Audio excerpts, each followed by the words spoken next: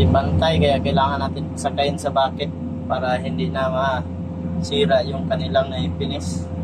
Kasi malayo na yung ano nila, naipinis nila, at saka napansin na sa gitna medyo malalim, kaya tinapalan. Ayan yung ating mga kaibigan, pinasakay na lang natin sa bucket para hindi na masira at makatulong rin tayo kahit paano, dahil pag inapakan nila yan, malaking trabaho na din.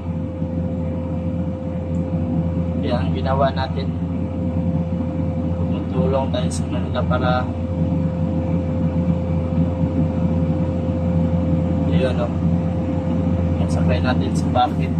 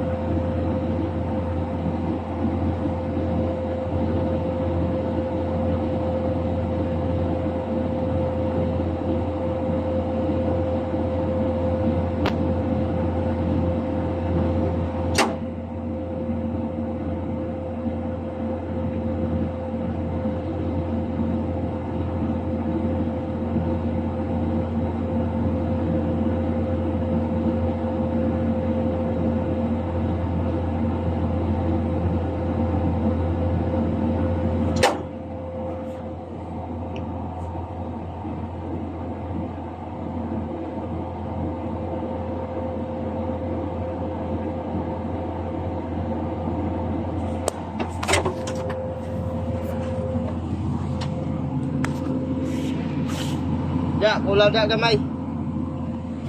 Kulang dah,